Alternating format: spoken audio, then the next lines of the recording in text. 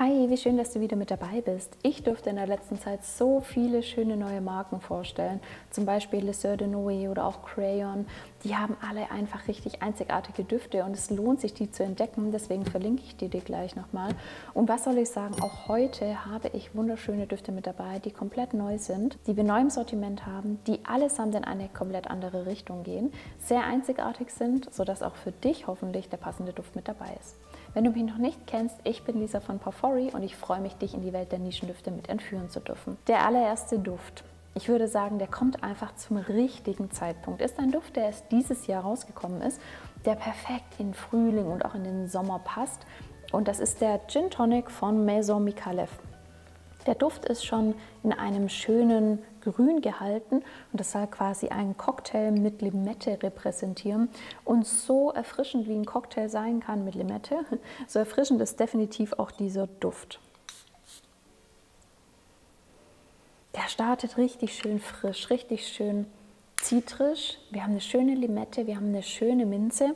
Und was aber wirklich schön ist, dadurch, dass eben eine Limette drin ist und auch eine Bitterorange, dass wir so eine kleine herbe Note mit drin haben, was ganz leicht Bitteres. Im ersten Riechen habe ich schon wirklich das Gefühl, ich möchte diesen Duft trinken, so erfrischend ist das. Mir läuft ja auch echt richtig das Wasser im Mund zusammen. Also der löst wirklich was Schönes aus und ist so ein richtig schöner frischer Kick. Wir haben ja auch eine schöne Ingwernote mit drin. Macht das Ganze so ein bisschen spicy, ganz interessant. Nochmal kombiniert mit einem schönen Pfeffer, macht das wirklich einfach super prickelnd. Was im Verlauf definitiv auch rauskommt, sind leichte Blüten. Wir haben Maiglöckchen, Orangenblüte, die nehmen aber nicht das Ruder in die Hand, sondern die geben dem Duft einfach ein bisschen mehr Körper und füllen ihn einfach ein bisschen mehr aus, machen ihn ein bisschen voluminöser, ohne dass der Duft eben diesen frischen Kick oder diesen frischen Vibe in irgendeiner Art und Weise einbüßen würde. Kurzer Spoiler schon mal. Der Duft ist definitiv unisex. Also der ist zwar frisch, zitrisch, schön minzig, hat aber einfach auch eine schöne Süße durch die Blüten mit drin, kann man perfekt auch als Frau tragen. Und durch diese leicht holzigen Noten macht es den Duft so ein bisschen elegant und setzt den Duft schön auf die Haut drauf. Und ja, ich finde, das ist wirklich ein Duft, der wahnsinnig unkompliziert zu tragen ist. Den kann man überall hintragen, zu jeder Jahreszeit theoretisch, wobei er für mich für Frühling und Sommer einfach noch besser passt. Und den kann man auch zu jedem Anlass tragen. Beim Ausgehen, im Büro, in der Freizeit. Also ich finde, dem Duft, da sind wirklich keine Grenzen gesetzt. Für alle, die auf Düfte mit weißen Blüten stehen, aufgepasst. Der nächste Duft, boah, der ist einfach super schön und für alle weiße Blütenliebhaberinnen da draußen einfach perfekt geeignet. Und zwar ist das der Arme Blanche von L'Atelier Parfum. L'Atelier Parfum ist ja auch eine Marke, die wir noch gar nicht so lange im Sortiment haben. Ich hatte da schon mal ein Video zu den anderen Düften gemacht, das verlinke ich euch gleich mal, denn alle Düfte von der Marke sind echt einzigartig und schön. Der Arme Blanche heißt quasi weiße Waffe und ja, das ist genau das, was der Duft ist, denn es ist eine Symbiose aus den unterschiedlichsten Weißblütlern und ist einfach so schön feminin. Der startet schon mit dieser schönen weißen Blumigkeit. Wir haben hier Neroli, Tuberose, Orangenblüte, wir haben Jasmin mit drin, also es ist wirklich ein Blumenstrauß an Weißblütlern. Und Blumenstrauß ist ein gutes Stichwort, denn die Marke sagt, man soll sich unter diesem Duft eben einen Blumenstrauß für die Braut vorstellen, mit schönen weißen Blumen, mit einem schönen weiß-milchigen Schleier drumherum. Ja, ich finde, dieses Bild passt perfekt zu dem Duft und zu dem, was es bei mir auslöst. Der Duft hat einen schönen, sanften, sauberen Charakter. Anfanglich vielleicht so ein bisschen pudrig, aber er wird schön cremig, auch durch den Moschus. Und Sandelholz unterlegt das Ganze wunderschön, gibt dieses Sinnliche rein, dieses Sexiness irgendwie, dieses Feminine. Also das ist wirklich ein sehr femininer Duft. Ein Duft, den man perfekt überall hintragen kann, ob im Büro, ob in der Freizeit. Da habe ich irgendwie keine Einschränkungen. Ein Duft, der in der Entwicklung etwas hautnaher wird, eben durch dieses Sinnliche, also er legt sich schön auf die Haut.